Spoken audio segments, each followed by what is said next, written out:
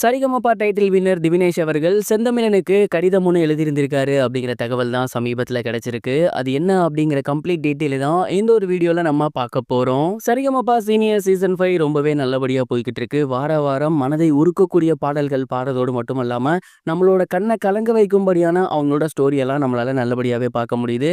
And அதெல்லாம் பார்க்கும்போது ரொம்ப எமோஷனலாக இருக்குது அப்படிங்கிறதுல எந்த ஒரு சந்தேகமும் கிடையாது. அந்த வகையில் சமீபத்தில் பார்த்தீங்கன்னா செந்தமிழன் அவர்கள் அவங்க அப்பாவை கௌரவப்படுத்தினதாக இருக்கட்டும், அண்ட் அவர் கேட்டு என்னால் காசு கொடுக்க முடியல அப்படின்னு சொல்லி ரொம்ப எமோஷ்னலானதாக இருக்கட்டும், இதெல்லாம் ப்ரோமோவில் பார்க்க முடிஞ்சிச்சு. ரொம்பவே எமோஷ்னலாக இருந்துச்சு. அண்ட் இந்த ஒரு விஷயத்த திவினேஷ் அவர்கள் பார்த்து ரொம்பவே எமோஷ்னல் ஆகியிருக்காராமா. உடனடியாக அவர் செந்தமிழன் அவர்களுக்கு லெட்டர் ஒன்று எழுத தொடங்கி இருந்திருக்காரு. அண்ட் அந்த ஒரு லெட்டரில் பார்த்தீங்கன்னா அவருக்கு நிறைய விஷயங்களை சொல்லியிருந்திருக்காரு. குறிப்பாக, அண்ணா நீங்கள் கவலைப்படாதீங்க, நீங்கள் ரொம்பவே நல்லபடியாக பாடிட்டு இருக்கீங்க, ரொம்ப சூப்பராக எல்லா சாங்ஸுமே இருக்குது, தொடர்ந்து நீங்கள் இதே மாதிரி பாடுங்க. அண்ட் சமீபத்தில் நடைபெற்றிருந்த அந்த ஒரு ஷூட்டிங்கை நான் பார்த்துருந்தேன். அண்ட் அப்போ நீங்கள் ரொம்பவே எமோஷ்னல் ஆகி அழுதுருந்தீங்க, அப்பாவுக்கு எதுவுமே பண்ண முடியல அப்படின்னு ரொம்ப சோர்ந்து போயிருந்தீங்க. அண்ட் இதெல்லாம் பார்க்கும்போது எனக்கு என்னோட அப்பாவோட ஞாபகம் வந்துருந்துச்சு. அவரும் இப்படி தான் ரொம்பவே கஷ்டப்பட்டார். அண்ட் இந்த மாதிரியான சுச்சுவேஷன்ஸ்லேருந்து கடந்து வந்திருக்கேன். எனக்கு எப்படி சரிகமப்பா கிடச்சிச்சோ அதே மாதிரி உங்களுக்கும் சரிகமப்பா கிடச்சிருக்கு. இந்த ஒரு மேடை கிடைச்ச யாருமே தோற்று போனதா சரித்திரமே கிடையாது. கண்டிப்பாக நீங்களும் இந்த மேடையிலேருந்து ஜெயிப்பீங்க அப்படிங்கிற மாதிரி அவருக்கு வாழ்த்துக்கள் ஒன்று சொல்லியிருந்திருக்காரு. மேலும் இதுக்கப்புறம் கவலைப்படாதீங்க அப்படிங்கிற மாதிரியும் சொல்லியிருந்திருக்காரு.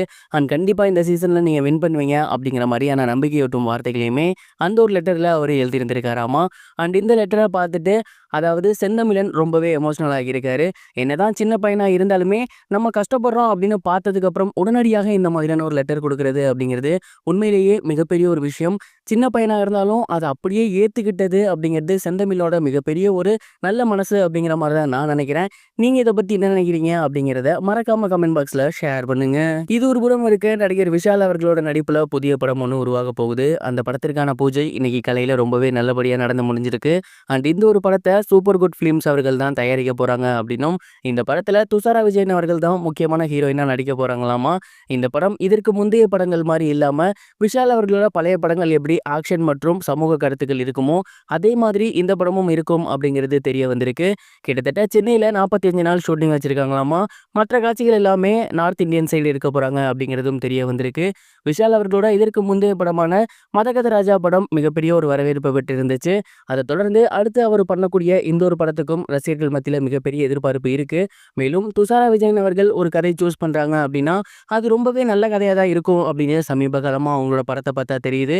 அந்த வகையில் கண்டிப்பாக இந்த படமும் நல்ல படமாக தான் இருக்கும் அப்படிங்கிறத சொல்லலாம். அண்ட் விஷாலுக்கும் துஷாரா விஜயனுக்கும் இந்த ஒரு காம்பினேஷன் எப்படி இருக்கு அப்படிங்கிறத பொறுத்திருந்து பார்க்கலாம்.